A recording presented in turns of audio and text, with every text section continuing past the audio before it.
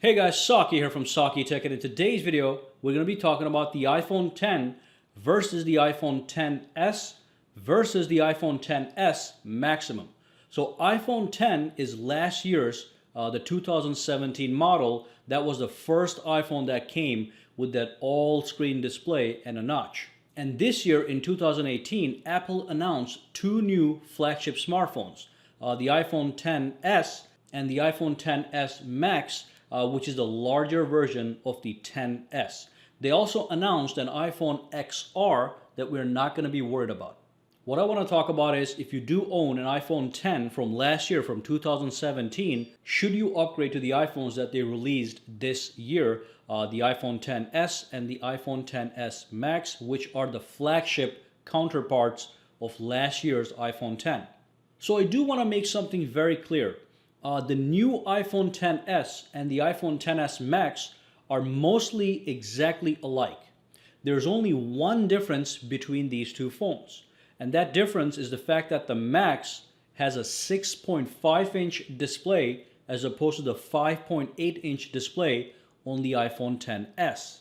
And of course, the other obvious difference is the overall footprint. iPhone 10s Max is larger than the iPhone 10s.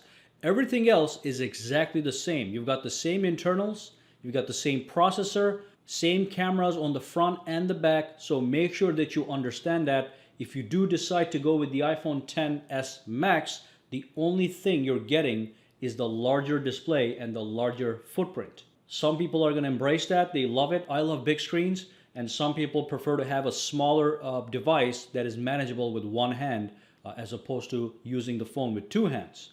So what I'm going to do now is I'm going to talk about the iPhone 10 versus the 10s. I'm going to ignore the 10s Max because we know that 10s Max is the same as the 10s. So the only difference is the screen size difference and the footprint.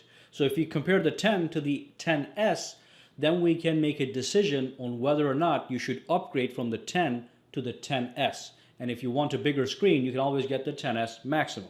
So the popular question again is, shall I upgrade? Is there any reason to upgrade? And I'm going to tell you guys right away that there's only a few upgrades. Okay, so I'm going to tell you right now exactly what those are. Now, first and foremost, the screen size is the same.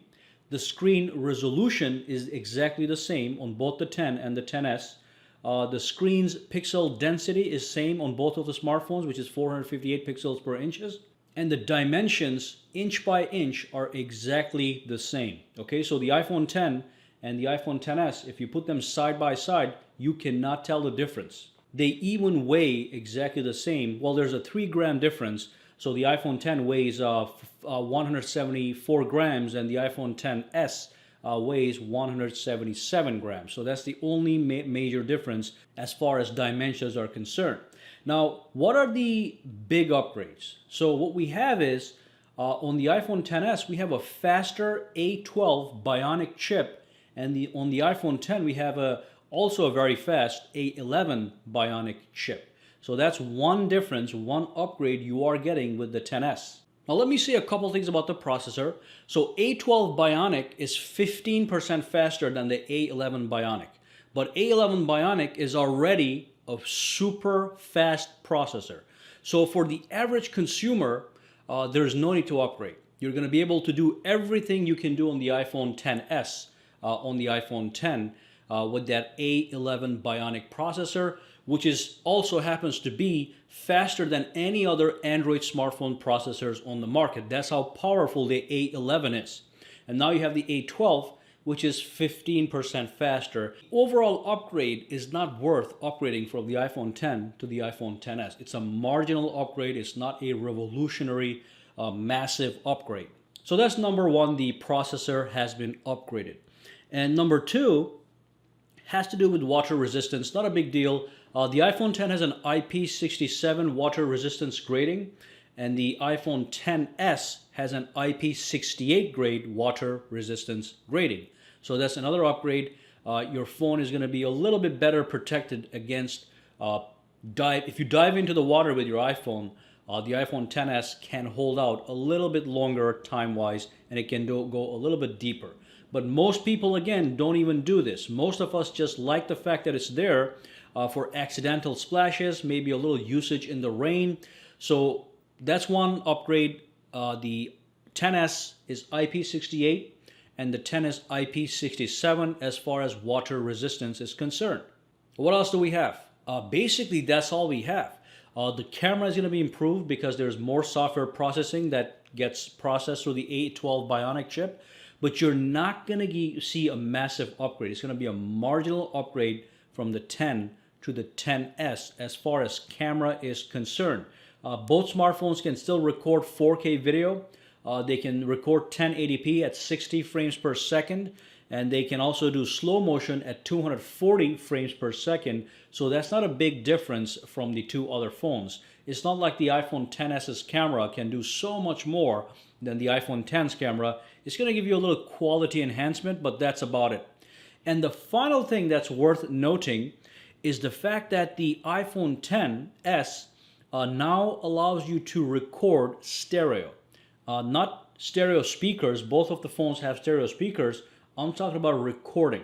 So when you're recording a video with your iPhone XS, you'll be able to record stereo sound. On the iPhone X, you were not able to record stereo sound. It was mono. So that's another upgrade if you are a videographer that uses your iPhone all the time to record and shoot videos and you were worried about the sound quality. Now you're going to get a little bit better sound quality. But that's basically everything. That's the extent of upgrades you're getting from the 10 to the 10s. You're getting the new processor. You're getting higher water resistance rating, IP68. And also you're getting the stereo recording when you're recording video. And you're getting slightly better camera performance. Now when you combine all these together, if you're an iPhone X owner, there should be no need to upgrade from the iPhone X to the iPhone XS, because the iPhone X, to be honest, is still a flagship level device. Even the base starting storage on both of these smartphones is the same. So the iPhone X, you could have gotten that 64 or 256 gigabytes internal storage. And with the iPhone XS, you got the option to do 64, 256, or for a really high price, 512 gigabytes of internal storage. Now, one thing that you guys need to understand is the iPhone X has been discontinued. So it's not available to buy at a lower price. Instead, what they have is they have the iPhone XR, that is the budget version of the iPhone XS. And I'll tell you one thing, the iPhone X is already better than the iPhone XR. It's got a better screen because the XR has a low resolution screen. So the iPhone X is better than the XR, but the pricing was the same. So iPhone X was $1,000 to start. iPhone XS is also $1,000 to start with 4 upgrades that I mentioned. And the conclusion, the verdict is do not upgrade. Wait for the next iPhone if you are going to be doing an upgrade. Now, what about the iPhone XS Max? So it has all those 4 upgrades over the iPhone X, okay? Plus the larger screen and the larger footprint. That's all there is to it.